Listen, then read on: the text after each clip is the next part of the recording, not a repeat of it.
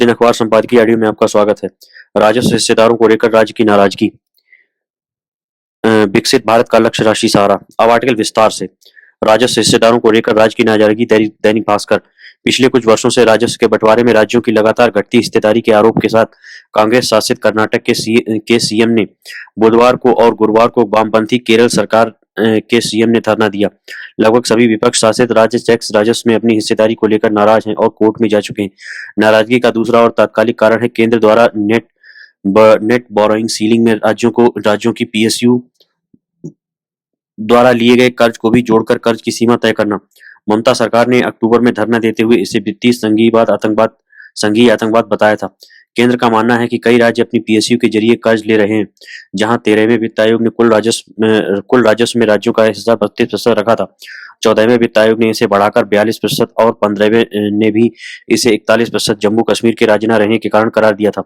लेकिन इन राज्यों का आरोप है कि सन 2015-16 में इनकी वास्तविक हिस्सेदारी 35% और सन 2023-24 तक आते आते मात्र 30% रह गई, जबकि इसी काल में केंद्र का सकल राजस्व 14.60 लाख करोड़ से लगभग 2.5 गुना बढ़कर 33.60 लाख करोड़ हो गया।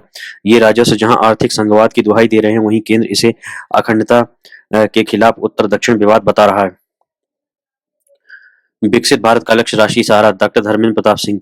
भाजपा सरकार के दूसरे कार्यकाल का अंतरिम बजट प्रस्तुत किया जा चुका है। वित्त मंत्री निर्मला सीतारमण ने अपने बजट भाषण में एक पूर्ण प्रस्ताव पेश किया है। जनसंख्या नियंत्रण एवं जनसांख्यिकी पर विशेष ध्यान देते हुए उन्होंने एक उच्चाधिकार समिति के गठन की प्रस्तावना रखी है। तीव्र जनसंख्या वृद्धि और जनसांख्यिकीय परिवर्तनों से उत्पन्न चुनौतियों के मद्देनजर विकसित भारत के लक्ष्य को प्राप्त करने की समस्याओं के पूर्ण निराकरण हेतु यह समिति व्यापक रूप से विचार विमर्श करते हुए सरकार को अपनी सिफारिशें सौंपेगी।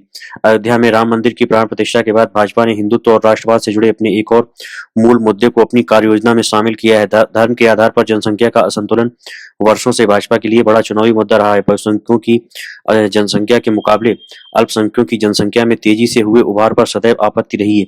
ऐसे में यह मुद्दा घनघोर राजनीतिक मुद्दा जरूर लगता है और सरकार के आलोचक इसे भारतीय समाज में विवाद करने वाला भी करार दे सकते हैं, लेकिन आम जन को मिलने वाली सुविधाएं, सेवाएं और अर्थव्यवस्था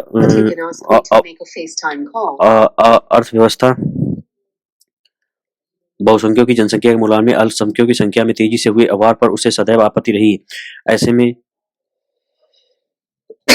यह मुद्दा घनघोर राजनीतिक मुद्दा जरूर लगता है और सरकार के आलोचक इसे भारतीय समाज में विवाद बढ़ाने वाला भी करार दे सकते हैं, लेकिन आम जन को मिलने वाली सुविधाएं, सेवाएं और अर्थव्यवस्था के दृष्टिकोण से विचार करने पर शायद ही कोई इस मुद्दे को गंभीरता से कम करके आंके। जनसंख्या के मामले में आज जब भारत चीन के लगभग बराबर पहुंच चुका है, तो उम्मीद की जानी चाहिए कि सरकार की ये ठोस पहल जनसंख्या नियंत्रण के मामले पर नई एवं गंभीर चर्चा आरंभ करेगी। विश्व के अधिकांश देशों की तुलना भारत में जनसंख्या वृद्धि की दर काफी तेज है। वर्तमान भारत में जनसंख्या वृद्धि की गति को नियंत्रित करना एक बड़ी चुनौती बनता जा रहा है। बढ़ती जनसंख्या न केवल स्वास्थ्य और शिक्षा संबंधित सेवाओं के सुचारू संचालन को बाधित करती है, बल्कि अन्य लगभग सभी जरूरी सार्वजनिक सेवाओं को भी प्रभावित करती रही है। यद्यपि भारत सरकार जनसंख्या नियंत्रण को राष्ट्रीय स्तर पर महत्वपूर्ण मुद्दा पहले ही घोषित कर चुकी है। लाल किले की प्राचीर से प्रधानमंत्री भी जनसंख्या विस्फोट को भविष्य की पीढ़ियों के लिए चुनौती बता चुके हैं। ऐसे में समिति के गठन की घोषणा कर उसके मद में कुछ धन आवंटित करना विकसित भारत के संकल्प को दोहराने जैसा ही है। जनसंख्या नियंत्रण पर ध्यान केंद्रित करने से न केवल जनसंख्या वृद्धि की गति को धीमा किया जा सके, बल्कि उसी अनुपात में विकास की गति को भी तेजी मिल सकेगी। जनसंख्या नियंत्रण के लिए शिक्षा और जागरूकता को बढ़ावा देने के लिए बजट में शिक्षा के क्षेत्र में निवेश किया जाएगा। शिक्षा के माध्यम से जनता परिवार नियोजन की महत्ता समझेगी और अंततः जनसंख्या स्थिति के प्रति उनकी जागरूकता में वृद्धि होगी। बजट में स्वास्थ्य सेवाओं के लिए निवेश बढ़ाने से सामाजिक योजनाओं में जनसंख्या नियंत्रण को समाहित करने को प्रोत्साहन मिल सकेगा। परिणामतः देश को जनसंख्या समस्या का समाधान करने उसका सामना करने में मदद मिलेगी और विकास की राह में जनसंख्या समस्या नहीं बल्कि शक्ति बनकर उभरेगी।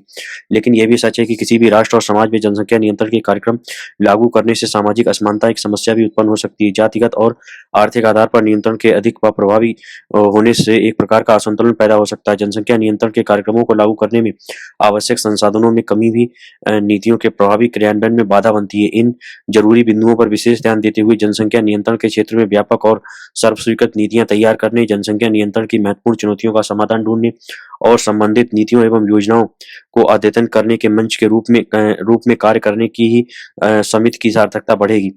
जनसंख्या नियंत्रण के संबंध में लोगों के बीच संचार मजबूत होगा तो जागरूकता बढ़ेगी।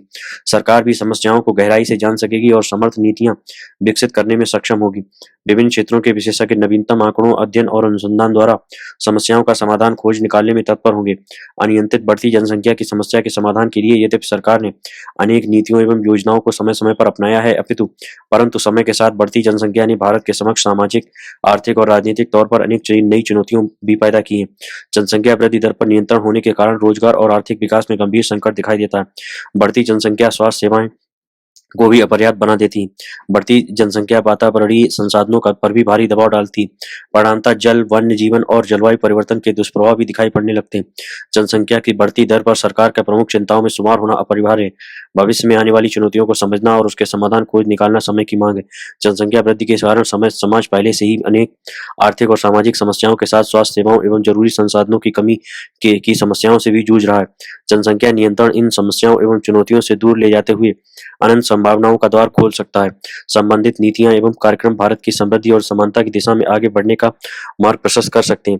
जनसंख्या नियंत्रण के कार्यक्रम लोगों की शिक्षा, स्वास्थ्य और अन्य सेवाओं की पहुंच में सुधार कर सकते हैं ताकि उनका सामाजिक और आर्थिक उत्थान संभव हो। इसलिए जनसंख्या नियंत्रण और जनसांख्यिकी के मुद्दे आधुनिक भारत के लिए महत्वपूर्ण है।